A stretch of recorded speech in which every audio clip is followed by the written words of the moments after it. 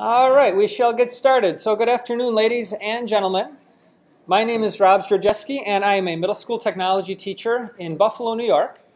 I've been using Evernote since 2008, and I have to say I can't live without it. I feel like it's an Alcoholics Anonymous type meeting. I'm admitting to you all that I can't live my life without Evernote. So much of what I need, information-wise, that's not up here, is definitely in the cloud where I can access it by any keyword. So I'm going to demonstrate that to you guys today.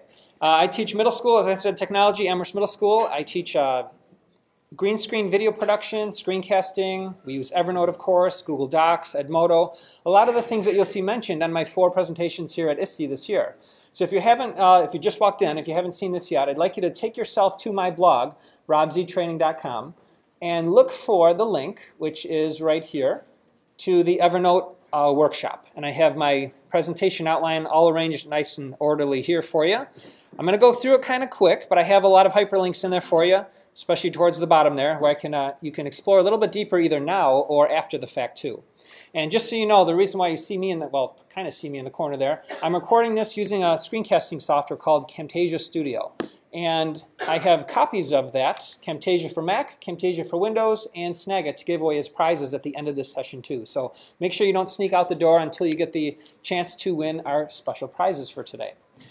Beyond being a middle school teacher for the past 2 years, I also am teaching at Canisius College as an online adjunct instructor in the Ed Tech program. So I have my business card around the tables there. I have my Twitter and my email address on there. Feel free to reach out anytime that you need to.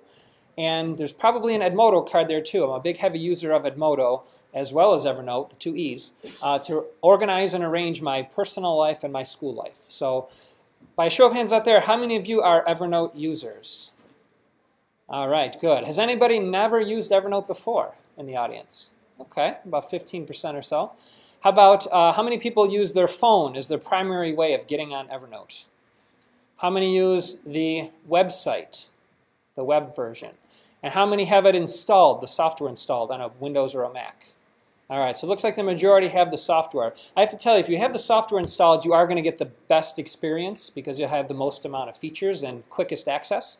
But in a pinch, if you go to somebody else's computer, you can log right in at evernote.com on the web, and of course on any mobile device. You name it, Windows, Android devices, iOS, across all platforms.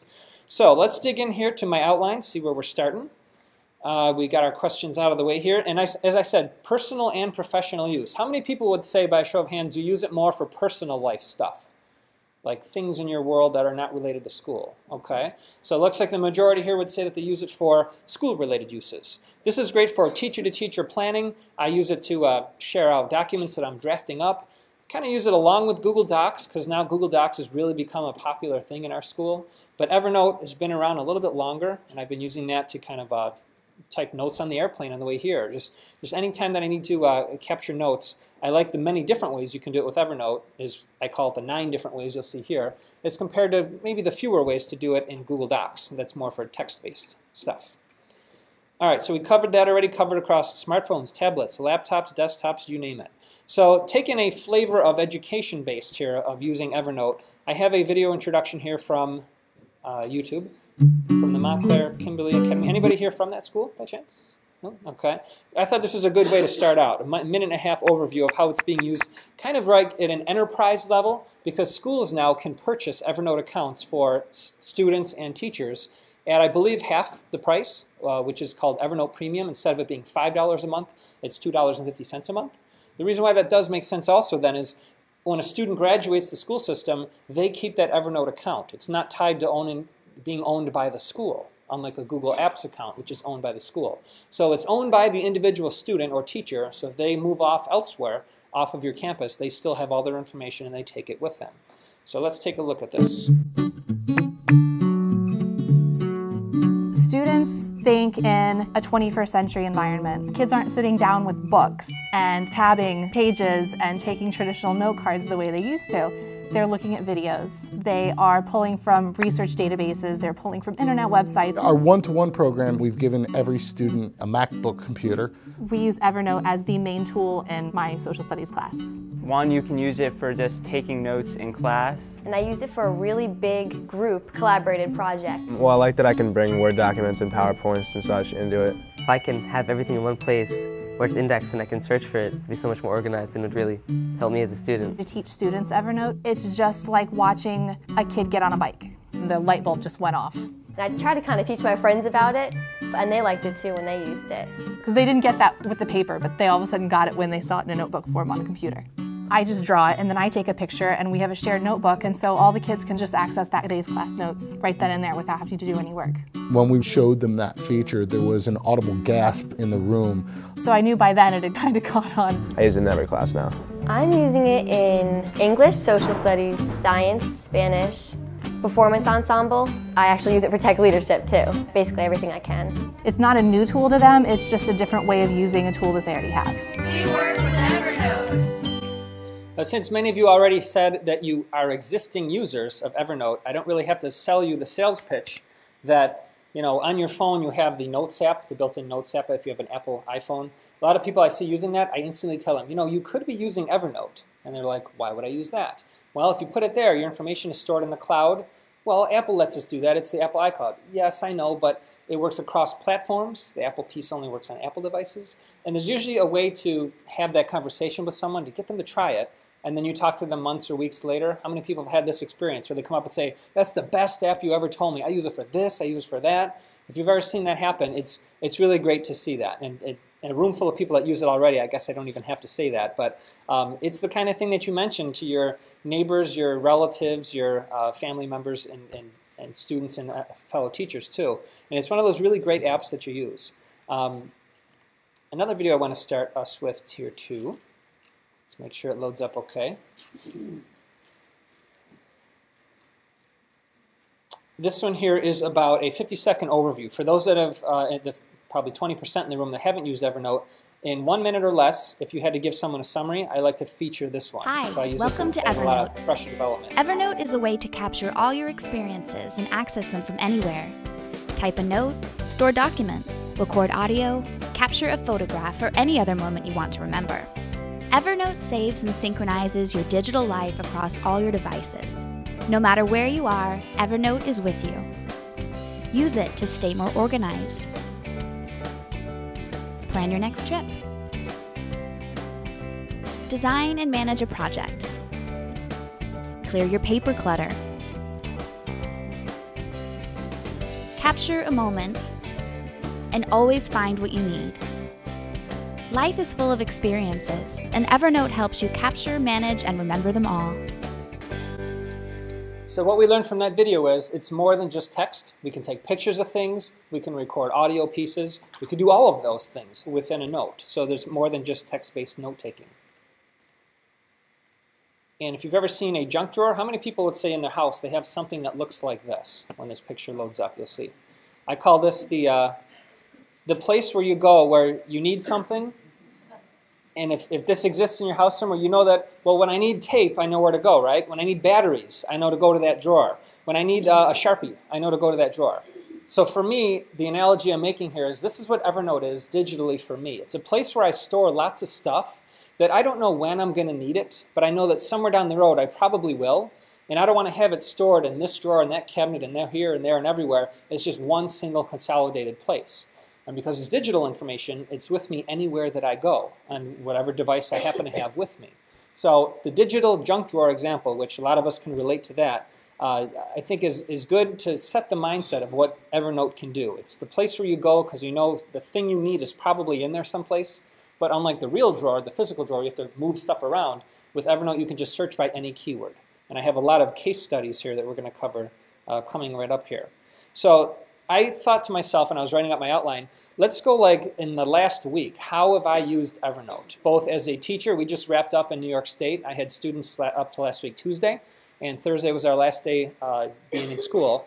And in that past week, these are all the things that I used it for. I needed to know when was my last oil change on my SUV. Maytag washer, I had a warranty claim. What was the serial number on that Maytag washer? And I'm going to show you some of these. My sister-in-law, Elaine, her treadmill needed fixing. Instead of paying someone to come out and do it, I did the research online and I thought, you know what, next time it breaks, I'm going to need that same part number. So I took a picture of the part when I ordered it a couple years ago, so when it breaks again, I know where to get that information. Locker combinations. Well, let me start jumping in here and minimize it.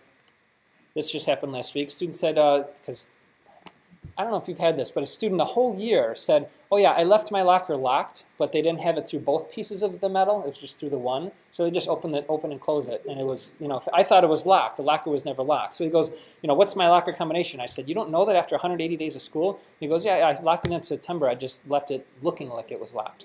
So I had to look it up. So luckily, in the beginning of the school year, I took a photograph of that piece of paper. And now I can just search for it I'll hit the search button at the top, and I'll say locker, because I know that word was on there. In this file, I actually titled. You'll see in some of my demonstrations, I don't even take the time to title something. I just take the picture, and that's all I do. But in this case, I put it in a title, so it came up right away.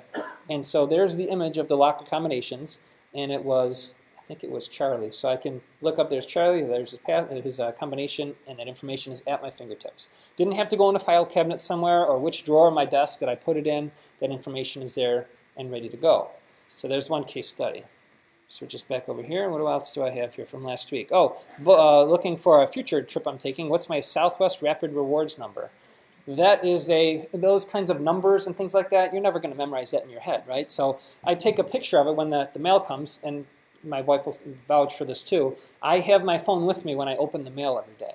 The reason being is I open that envelope, put the piece of paper down, take a picture of something, because I realize, I might need this later, and then I throw it out. I hate clutter. I throw out paper.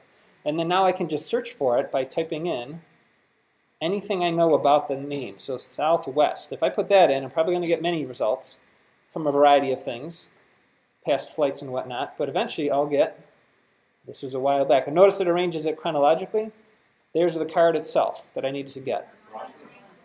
Oh, lost it on the screen. You know what? Whenever I show images and things too, sometimes it loses it. Let's see if we can bring it back. I'm using Air Server because I'm recording the screen, so hopefully this will work. There we go. And then, so there it is. There's the picture that I took. That one happens to be my wife's number. But what it found was the word Southwest from the, I don't know if you can see it if I use my mouse. That's yellow. See how that's yellow? It's actually looking at the words that are printed within there. So, of course, it probably is going to find that because nobody had to handwrite that. But the real oohs and ahs come out when I show this case study. The story goes like this. We were doing a whiteboarding session a couple years ago, having a faculty meeting about what we want in a future capital improvement project. So the principal was frantically writing up on the board on a whiteboard, jotting things down. Doesn't have the best handwriting, but I know something that was on that whiteboard. I know that Boz, the art teacher, wanted sinks in his room. So all I have to know is the word sinks, or Boz in that case too. So let's show you what happens when I do that. If I just type in sinks. And I'm doing this from my phone. I could be doing it from the web or from, that's the one, yep, that's the one. And if we, this is where you say, ooh. Notice right there, there it is. So it actually highlighted handwritten text. So this doesn't even have to be printed nice and neat formatted text. This is somebody's handwriting that sketched it up there. And there's a lot of stuff on this whiteboard that was up there. But all I needed to know was one bit of information from that particular session. I could have also searched by location, by 55 Kings Highway in Amherst, New York, because whenever you take a note, it's geotagged to where you were when you took that note. So I could search by location, I could search by something written on there. It's a great way to find information from whiteboarding or even handwriting on sheets of paper too. Yes?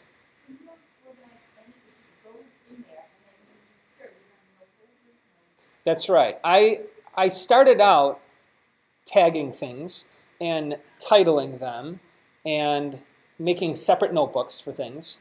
But then I realized, why am I spending all this time doing all that? And it was kind of around the same time we switched from, for email purposes, from Microsoft Outlook email to Gmail. And the theory is you can just search for what you need. You don't have to go with this hierarchy with structures and subfolders upon subfolders and tags and all that. You can do it if you want, but in my mind that just takes time that I don't really need to do. So now I just take pictures of things and I don't even bother putting titles in. A lot of my notes will say untitled note, or it'll say snapshot from 123 Main Street, because it will generically put in where you were when you took a picture of something. So as long as you know something about your note, in a sense, you're saving time. You don't have to go through, okay, what should I tag it as? Should this be 2 tags? Should this be labeled as a receipt? And I use it a lot in the browser. I'll show you some examples there too. I now just let it categorize itself, and just everything is chronological. I see a hand up there. Yes?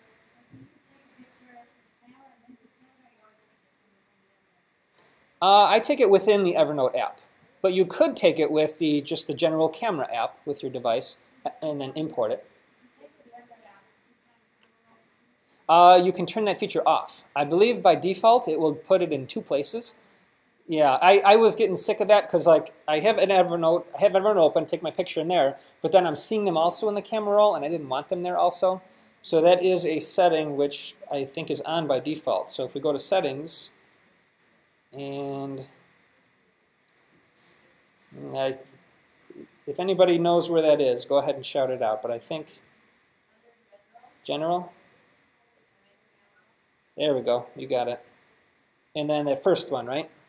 So save snapshots. By default, it's not on the screen again. Let's turn it off and back on. All right. So on the general save snapshot, general camera, save snapshots. Notice mine is off. By default, it would be on. What that's going to do then is send a copy of what you take to your camera roll as well. So I suggest turning that off because once it's in Evernote, it syncs automatically and you know it's safe. Your information now is available anywhere you go. Question back there?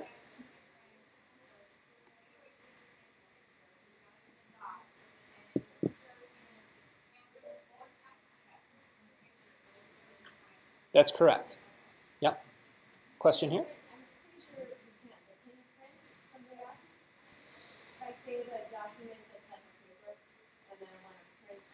How are you using Evernote? Are you using it on a mobile device or on a desktop or laptop?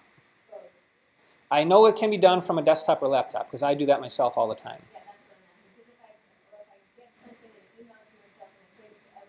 Mm-hmm. Yes, then you can do that. And she just mentioned one of the 9 ways, which is emailing it in. Evernote gives you a secret email address with your name is in part of it. What you can do is make that a contact in your mobile device. That's what I do. So if I'm on my phone or my iPad, a great way to get stuff into Evernote is to simply email it in to that secret email address. And I'll reveal mine. That's okay because you can change it. But I'll show you that in a little bit. So that's a way of getting stuff in from any app into your Evernote account when you're using an Apple device. Because in the world of Apple, things are locked down pretty tight. And it's not as easy as it is on an Android device to get stuff in. But using that trick of emailing has saved me a lot of time and hassle by knowing how to send stuff directly into Evernote through email. Yes. Yep. We're going to get to some more case studies where I show each example. Yes. Is that text search feature still only for premium users, or is it now available to free users as well? It's limited to the free users. I am a paid premium user, which is $5 a month. Or I think it's $45 a year or $60 a year. You save a little bit of money if you do a year subscription. The basic text searching, I think, is available in pictures, but not in PDFs. If you want to search through PDFs, that's definitely a feature that you would need to pay for with the premium subscription. I think it's well worth it. At first I was, and you can, by the way, switch back and forth between being a free user and a paid user at any time. If you want to see what it's like, pay the $5 for a month, see what it's like, see all the benefits you get, and then at the end of the month, if you don't want that, go back to being free. You won't lose any space because the way that Evernote works is each month you're given a amount of data you can add to your account, which is 1 gig, and then it just adds every month. In other words, there's no limit, there's no cap to what your account holds. Unlike my Google Drive account that can hold, I think, 30 gigabyte of information, that's a hard number. You can only go up to that number. With Evernote, they give you 1 gig every month, and the next month another gig, and another. So you could just fill it up for a gig this month, fill it up the next month, fill it up the next month, and keep going forever. And there's no maximum number that they have said exists. So it's a different structure than other services like Google Drive and Dropbox and other cloud-based storage. Yes? Are you going to talk about school subscriptions and the ins and outs of the school subscriptions in terms of cost? I was just going to highlight that a little bit, but there's not much to say in terms of that because it's basically what you get as a private individual user, you also get as a school user. The account looks the same. The only difference is it's half the price for schools. No, they don't. I've tried to convince them that this is the way to go, but trying to get them to purchase anything is very difficult. So until we officially have a one-to-one program, which we don't, I don't think that they're going to see a need for this. But once we have either BYOD or one-to-one, now kids have a need to store things beyond just the school network. In fact, our kids are still storing stuff on the school network, which is it's known as the X drive.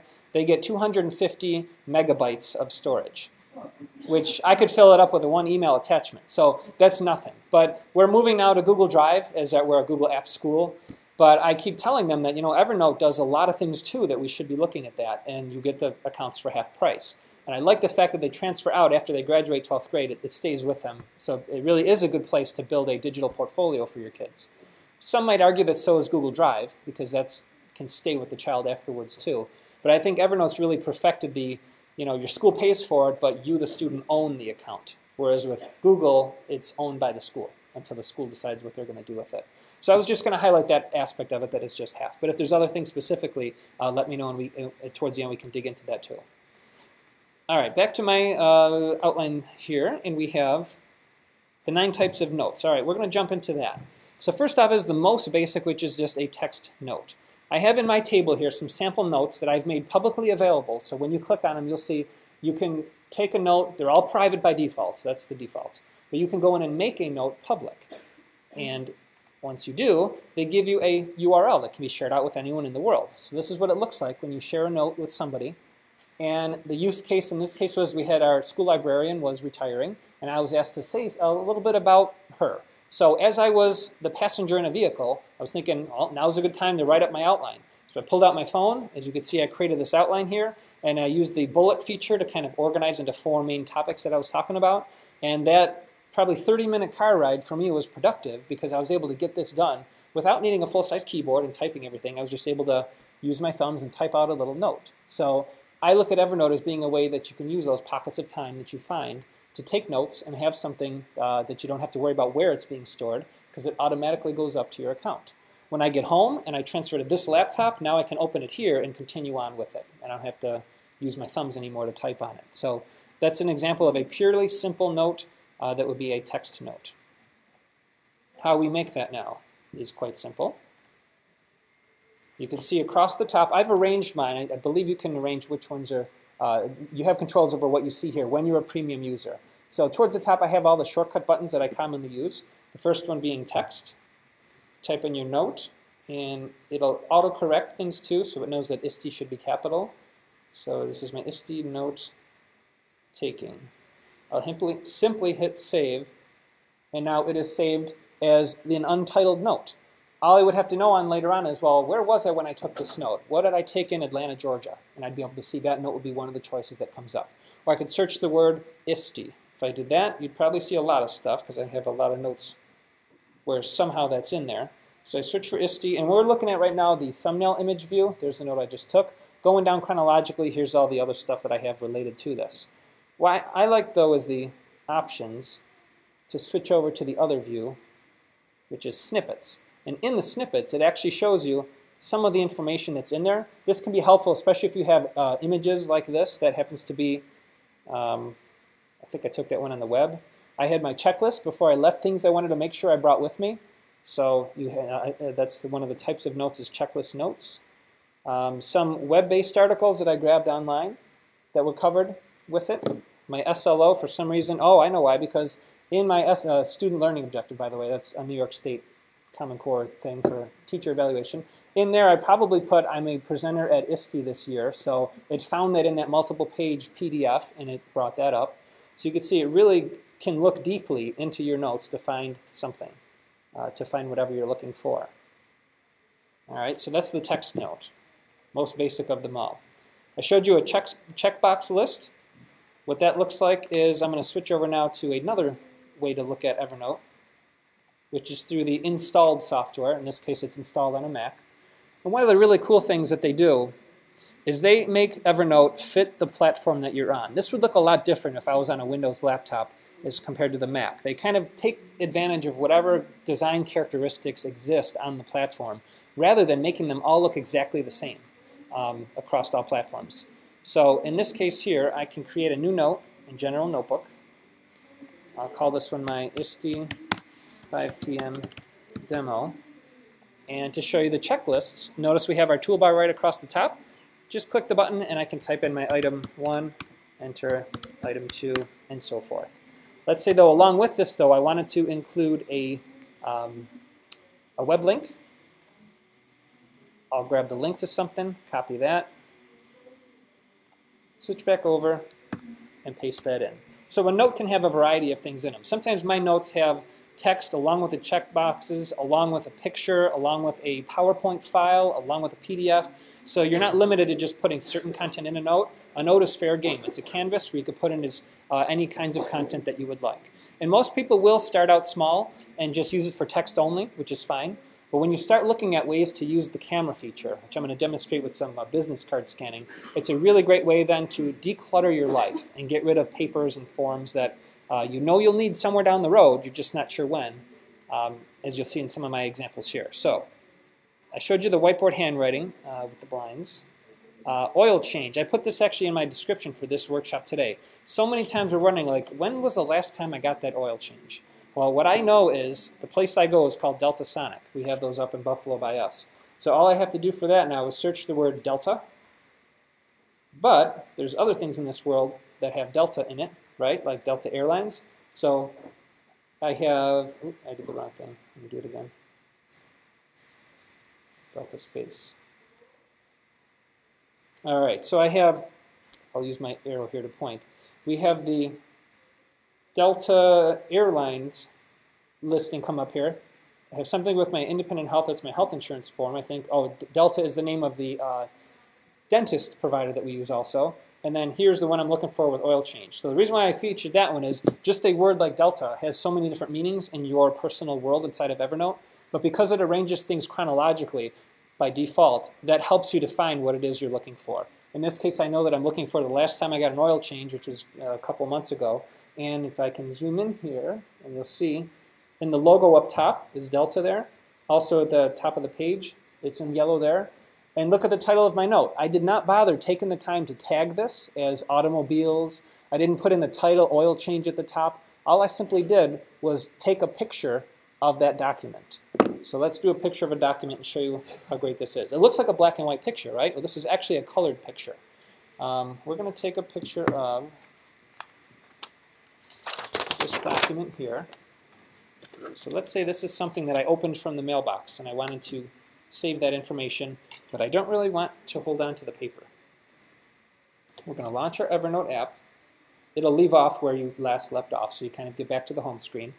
And now when I touch the second one in that says camera, you'll see it'll launch my camera. Now across the bottom we have a couple of choices here, and this is where you swipe left and right. I'll swipe all the way over so you can see. It starts with Post-it note. If I took a picture of a Post-it note, and I don't have one here to do that, and let's say it was a yellow Post-it note, it'll still keep it as a yellow Post-it note in Evernote, but it'll translate the handwritten words into printed words to make it nice and easy to read. So it does a little bit of magic with Post-it notes. Photograph would just be in general. It just takes anything within the frame, all the edges. It doesn't do any cropping of any sort. That might make sense if I needed, let's say, to take this Powerade bottle and I wanted to do that. It's not really a piece of paper, it's just a thing. You take a picture of that, and now the words that were in that label are now going to be searchable if I needed to do that.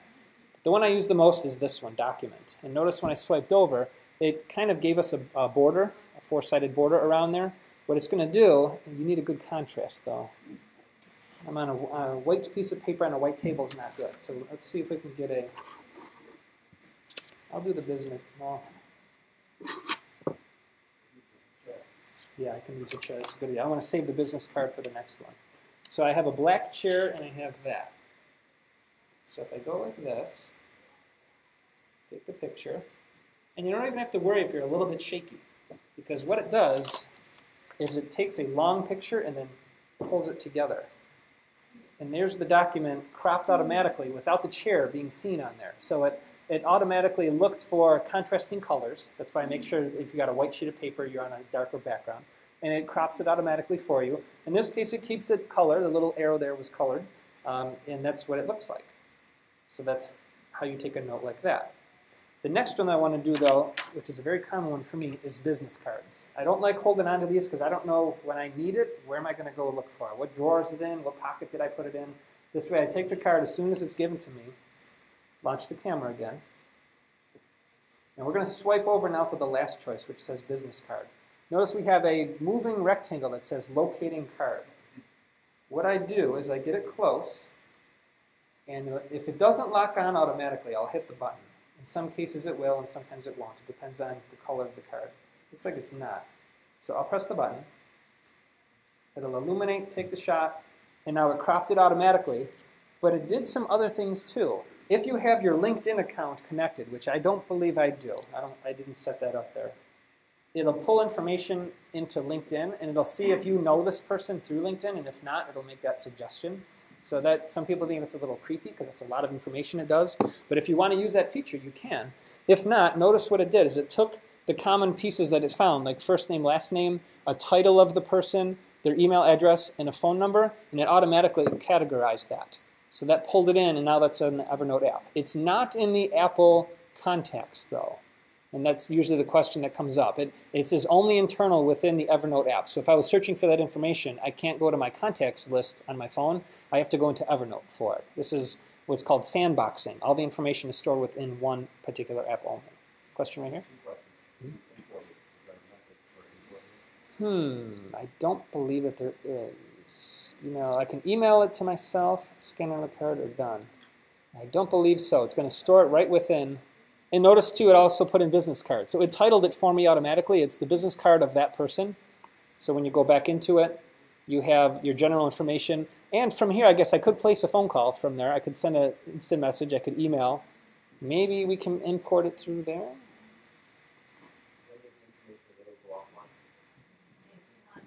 There you go. Save the contact. So under the ... which means more. It's hard to see down there because of the projector, but there's a ... You do that, and you got it. Save the contact. So that's a manual thing that you have to do one by one to send that in. And the other question?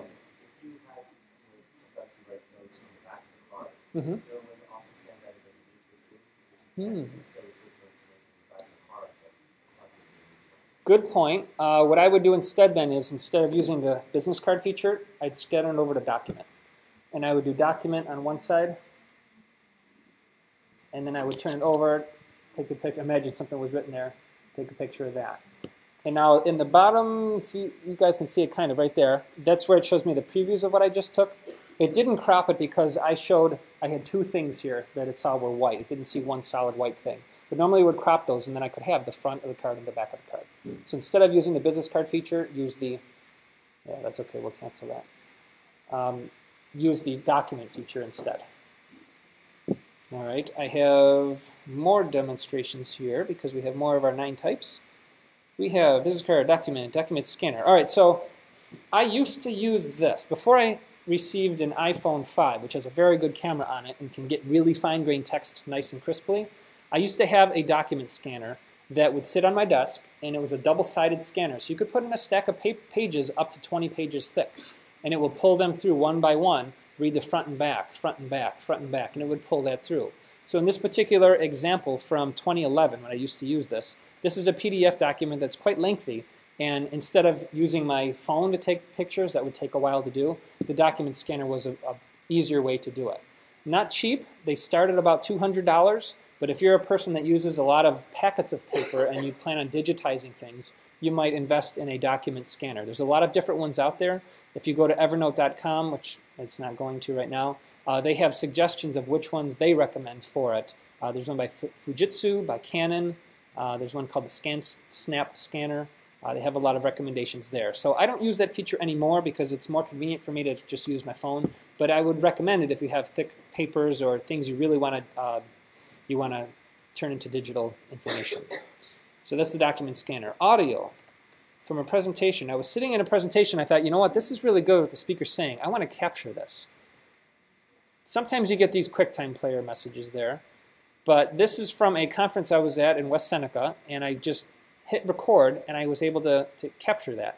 Eventually, there it goes. It downloads it and makes it playable. Now, this is based on the quality of the microphone and how far away you are from the presenter, so it's probably not going to be the best example here. But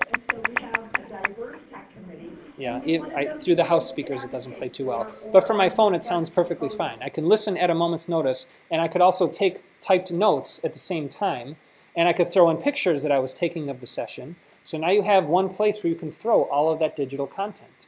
Text, photos, videos if need be, files, and audio, all in one note. And therefore, in this future, I could search for West Seneca. I know I was there. I could search for the lady's name. Her last name was Moritz, so I could search by that. I could search by location. That's the beauty of putting stuff into Evernote. You never know when you're going to need it, but you can find it at a moment's notice. So that's an audio note. Web pages. An example here that I took of the SAMR model, which is an education technology piece. How I got this, that's what I want to demonstrate now. Let's do a Google search for SAMR model. This has taken the place of Digo for me. Anybody a Digo user?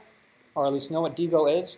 It's social bookmarking. And there's other tools out there that are similar. Instead of making bookmarks through Digo or those other tools, I've installed the Evernote Clipper, which you can see is on the upper right-hand corner here, the extension, and they make it available for all the different browsers. I happen to be on Chrome. So let's say that I go to a site. I'll go to Kathy Schrock's site here, and I'm learning about this SAMR model. I'm like, you know what? This is good. I want this for later. So I'll go up to my little clipper here, and it'll bring up a page where now I have the ability to, by default, it's going to grab the full page. I could even mark this up, though. I could draw arrows on the page. I can highlight things, draw any kind of annotations, and then I can tag it if I wanted to. Probably in this case I would tag it because I would want to SAMR. I want to pull everything together so I can search by that tag in the future and have all that information nicely organized. So in that case I would do that, and then I got to move myself out of the way here, and then I hit save, and it saves that note now to my Evernote account. That was the whole page.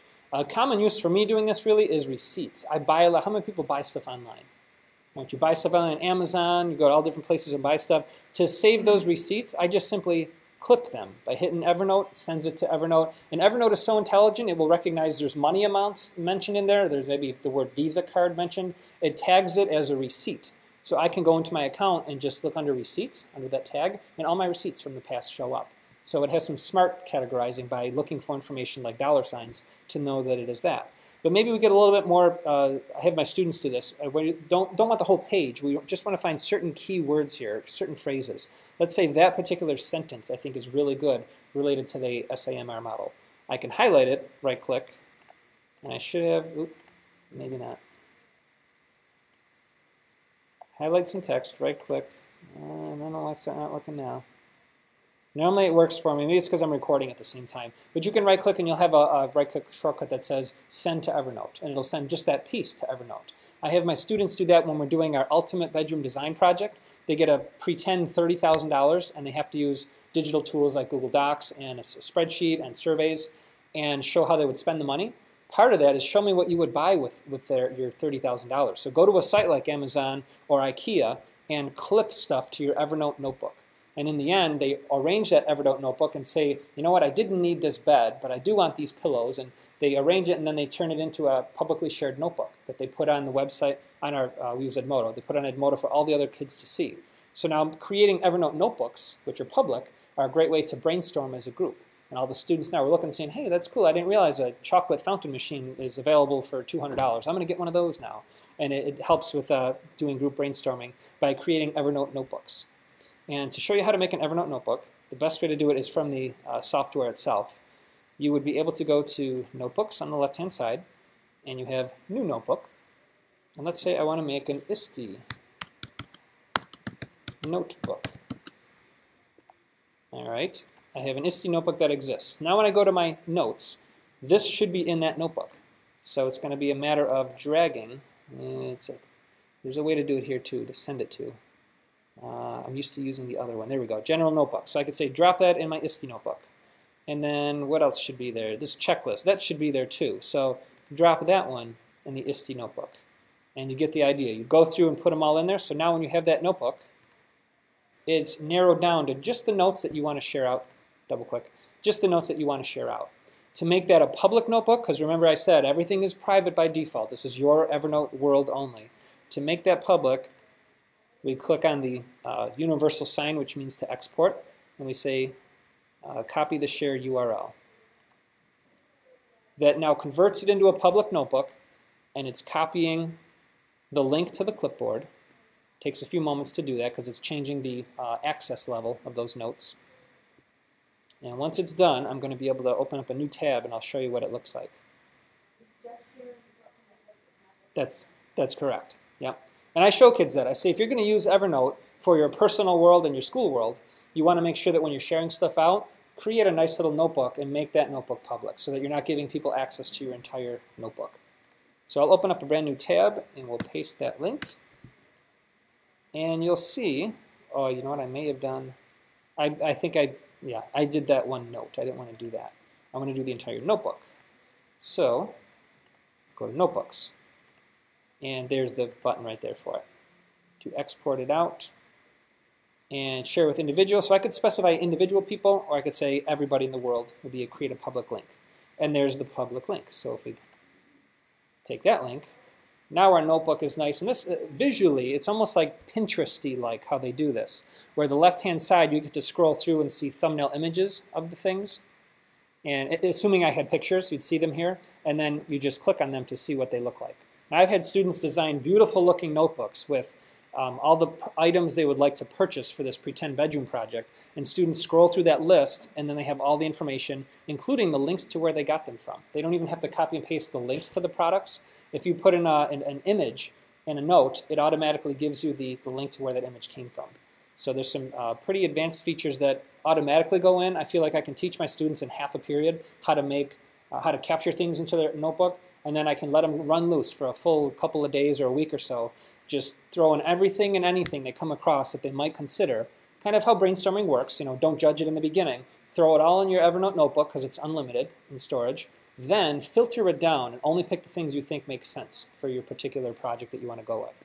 Same thing if people use this to build a house. You're building a house, you see things in stores you want to get, take your phone with you to the hardware store, to the IKEA, to the Home Depot, wherever. Take pictures of everything, and then you can search for it after the fact too, and build and narrow down your list. So like I say, capture everything, and then narrow it down to just the things that you want, and that's the beauty of Evernote. That's right. If I wanted to delete things from that notebook, just by going here and deleting, let's say we'll get rid of a note. Let's see, did I just move it right here? If I don't want that note in there anymore, I can simply right-click, delete note. And now that I deleted that note, I didn't move it out of the notebook, but I totally deleted it. Now that link stays the same. So anyone that still has that link and is looking at my public notebook, it's gone from there. So it's a living document, not a written in stone document. And that's good for brainstorming too.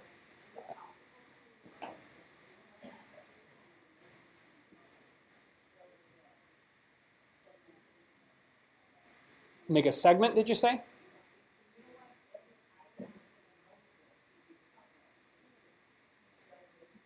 It's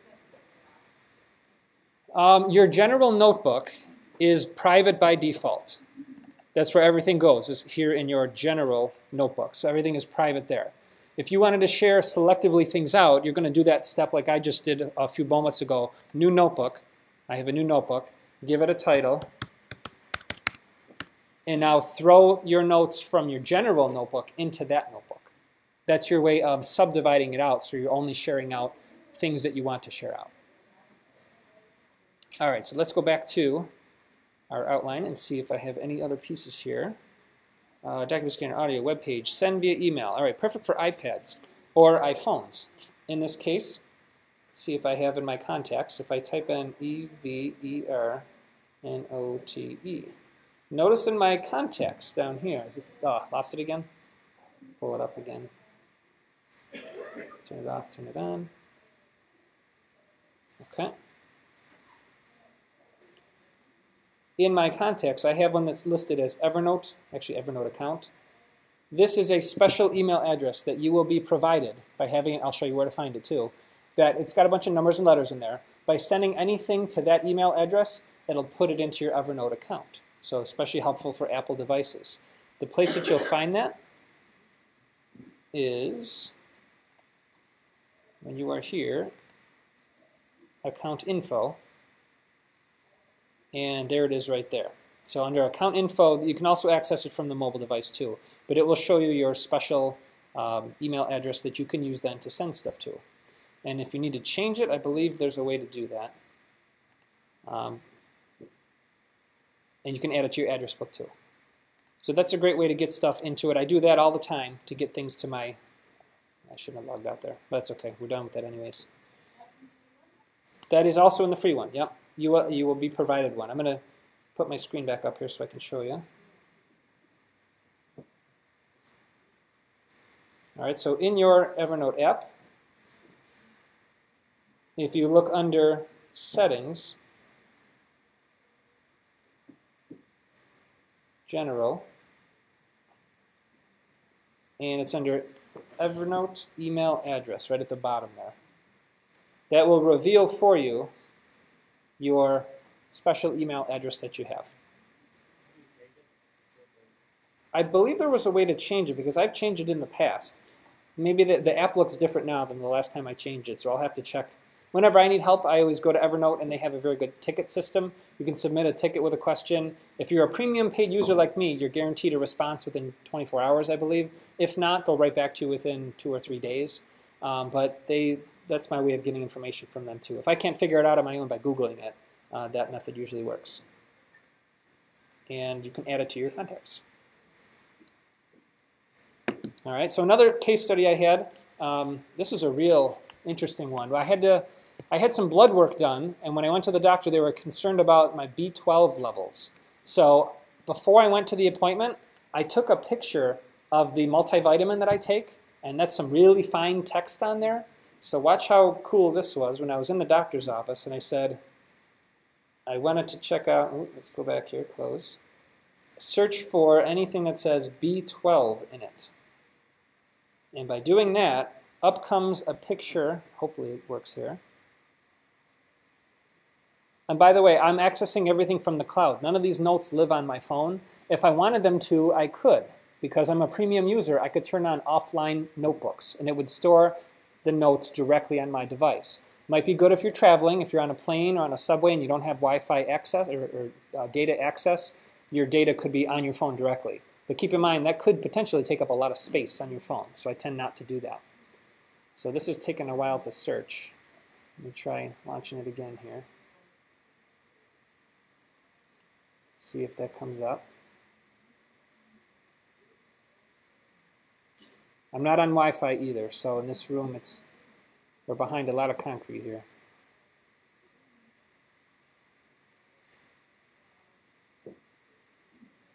Yeah, maybe that's a bad example. I can't show you guys, but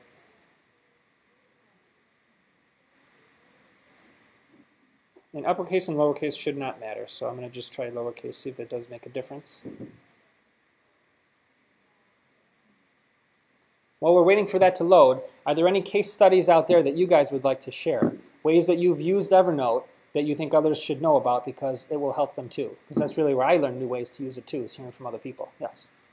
When you're sending it by email, when you're sending it by email to yourself, there's a way to specify which folder, and you can put a tag on it. There is, yes. I don't use that feature, but there's a way in the subject line to use commas, and you can put in specify a notebook and or specify a tag. If you look at Evernote's support online, they'll show you how to do that, because I know that's a common thing people like to do. But I don't, as I mentioned, I don't really organize anything. I just let it go in there and find it by searching.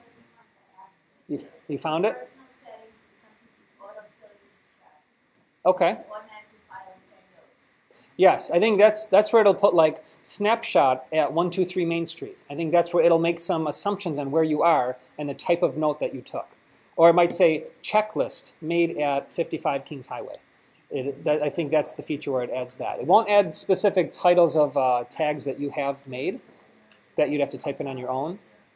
But at least that's a way of having everything say something other than untitled note on all of your notes. Question back there?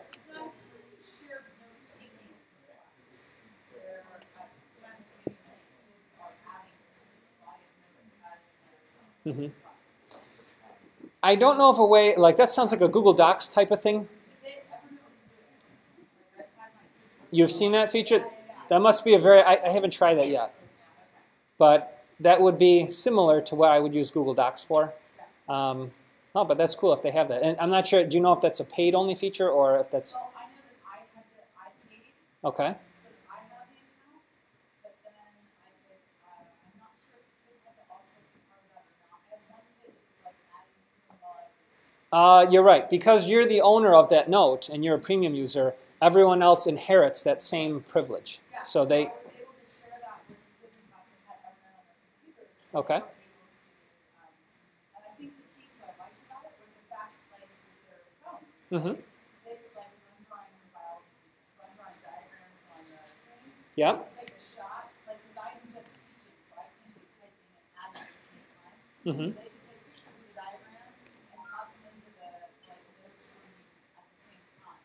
Okay. I only tried it like just once or twice in class, but I also in my Google Docs. Sure. So I was just curious if anybody's done that, or they've done that for an extended period of time. So collaborative note-taking, right?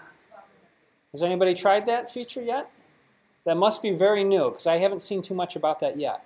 But it seems like the Evernote people are learning what people are doing with Google Docs, and they want to stay competitive. So it seems like a natural fit to bring that in. I see 2 hands up here. Let's go here first, and then there next. Sure. Evernote has, if you just search for I think it's security.evernote.com, you'll find a whole plethora of information about that. They use the SSL encryption so that the data coming from your phone to their servers is encrypted on both ends. That way, if you're in a Wi-Fi coffee shop type of situation, no one can intercept your information. So it's secure from that standpoint, where I feel comfortable putting in a social security number or a credit card information or something like that, knowing that the data going from me to them is encrypted both ways. Beyond that, I'm not a security expert, so I'd have to refer you to some of their articles, but I've watched videos and I've actually presented this at the American Association of Anesthesiologists, and the doctors were concerned of patient concerns with HIPAA and all that. And from what they reassured me is that Evernote has some sort of accreditation that they're a company that deals with data that's like higher than government level security in terms of data transmission back and forth. Have you heard anything otherwise or any other concerns about in the K-12 world? Mm-hmm. Right.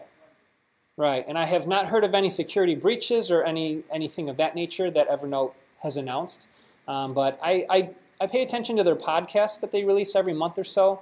And you can hear from Phil Schiller as the CEO of the company, and then the guys that are in charge of data and features. And every month it seems like they talk a lot about security, about being the ultimate, importance level when you're putting your life inside of Edmodo. And based on what they say, I can say I feel comfortable. But again, everybody will have their own take on that. Yes. We're going here, question, then I'll come here next. I was just going to say that I use this and I use for doing a teacher that went in Ohio, and he is document side. Mm-hmm. And so all I have to do is do a document in my husband, the document in front of me, Mm-hmm. email it to him, and he turned it, sent it in Sketch, signed it, and sent it back to us, and so we have our signed document. Very good. How many people have heard of Sketch? Sketch has been around on the Mac for a while, and then Evernote purchased that company.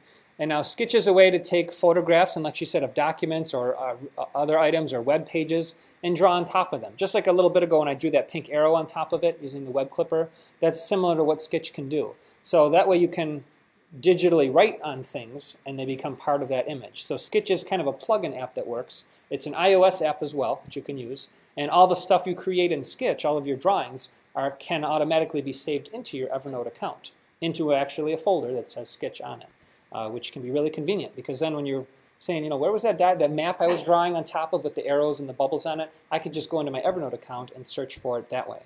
In fact, you could search for a word that was, I did one the other day for Erie, Pennsylvania. I could just search the word Erie, and now that image will come up because it'll find the word E-R-I-E inside that image. So that's a great way if you're doing a lot with graphics. Use Sketch as your way to get stuff in. And I was going here next, and then I'm going to do some prizes, guys, and I'll take some more questions to that. Yes? I wonder if you've used Evernote as a sort of workflow device, sort of manage to-do lists. It has reminders built into it, and my checklist that I had. Let's see if I bring that back up here. If I go to my ISTE checklist here, I can make a reminder out of this. Maybe I want to see this note come up and remind me tomorrow morning at 9 a.m. As you can see at the bottom left-hand corner, it's kind of cut off, there's a little image of a clock there. So I can touch that, and I could say, notify me at a certain time. I want to be notified tomorrow at 9 a.m. I'll hit done. And now I can exit out of the app, and I'll be notified at 9 a.m. tomorrow to take a look at that note. So is that what you were thinking of in terms of workflow? Yeah. Because you might make a note and say, I want to be reminded of this note so I take action on it later. And so that'll pop up as a typical Apple-looking notification. It'll actually pop up as well on the desktop clients too. It'll just pop up as a notification. So whatever platform you're on, it'll pop up at that time. And if you happen to go onto your computer at 10 a.m., it'll say an hour ago this notification came up. So it'll catch you so that you don't miss it, basically. So that helps for workflow too. Can you share sort of to-do items? Can you share those? Share it with another person? Yes. Any note is shareable. Yep. So that note that I just had up there.